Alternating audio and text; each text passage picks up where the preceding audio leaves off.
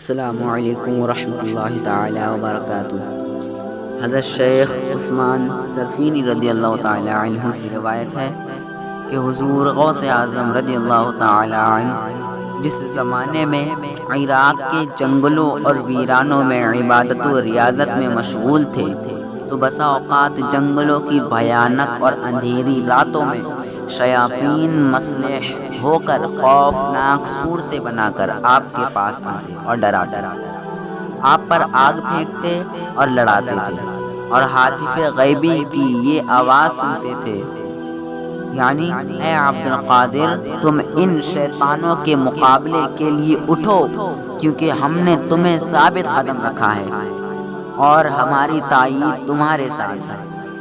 یعنی حضور غوث اعظم جس وقت عراق کے جنگلوں اور ویرانوں میں عبادت کرتے تھے، اس وقت اندھیری راتوں میں شیاطین بھیانک شکلوں میں صورتیں بنا کر آپ کے پاس آتے اور آپ کو ڈراتے تھے، آپ پر آگ پھینکتے اور آپ سے لڑتے تھے۔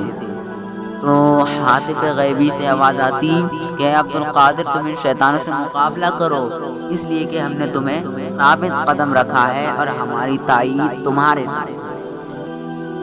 میرے آقا حضور غوث اعظم رضی اللہ تعالی عنہ کے فرزند شیخ موسیٰ رضی اللہ تعالی عنہ کا بیان ہے کہ آپ اپنی سیاحت کے دوران ایک مرتبہ آپ کسی ایسے جنگل میں چلے گئے جہاں پانی کا نام و نشان تک نہ تھا۔ کئی دن آپ پر پیاس کا سخت غلبہ ہوا اور اچانک آپ کے سر مبارک پر بادل کا ٹکڑا آ گیا اور بارش ہونے لگی جس سے آپ خوب سیراب ہو گئے۔ پھر اس بادل سے ایک روشنی ظاہر ہوئی جو حد نظر تک پھیل گئی، یعنی جہاں تک نظر پہنچتی تھی وہاں تک وہ روشنی پھیل گئی اور اس روشنی میں ایک صورت ظاہر ہوئی۔ اس نے پکار کر کہا اے عبد القادر میں تمہارا رب ہوں، میں نے تم پر تمام حرام چیزوں کو حلال کر دیا۔ یہ آواز سن کر میرے آقا حضور غوث اعظم رضی اللہ تعالی عنہ نے اعوذ باللہ من الشیطان الرجیم پڑھا اور فرمایا اے مردود تو دور ہو جا۔ وہ روشنی غائب ہو گئی اور وہ صورت دھوئیں کی طرح ہو کر پھیل گئی۔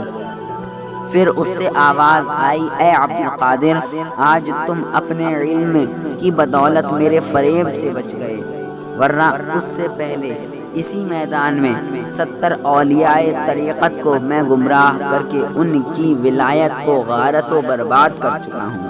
یعنی یہ جو بادل کا ٹکڑا آیا تھا اور اس میں جو روشنی نکلی تھی وہ شیطان تھا۔ شیطان نے حضور غوث اعظم کو اپنے فریب میں ڈالنا چاہا لیکن حضور غوث اعظم اس کے فریب میں نہ آئے۔ تو جب یہ آواز سنی تو شیطان بولا کہ اے عبد القادر آج تم اپنے علم کی بدولت میرے فریب سے بچ گئے، ورنہ اسی کے میدان میں پہلے میں نے 70 اولیاء طریقت کو گمراہ کر کے ان کی ولایت کو غارت کو برباد کر چکا ہوں۔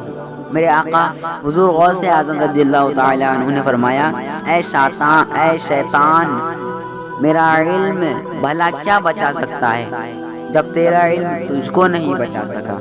یعنی پہلے جو تھا شیطان وہ بہت ہی علم والا تھا، ملائکہ کا بادشاہ تھا، فرشتوں کا بادشاہ تھا، لیکن اس نے اپنے علم پر غرور و گھمنڈ کیا اور آدم علیہ السلام کو سجدہ نہیں کیا تو اسے ملعون شیطان قرار دیا گیا۔ تو اس نے بھی یہی کیا۔ تو حضور غوث اعظم نے فرمایا کہ میرا علم مجھے کیا بچا سکتا ہے جب تیرا علم تجھ کو نہیں بچا سکا۔ اے شیطان مردود خوب غور سے سن لے، میرے علم نے نہیں بلکہ میرے رب کے فضل و کرم نے مجھے تیرے شر سے بچا لیا۔ سبحان اللہ۔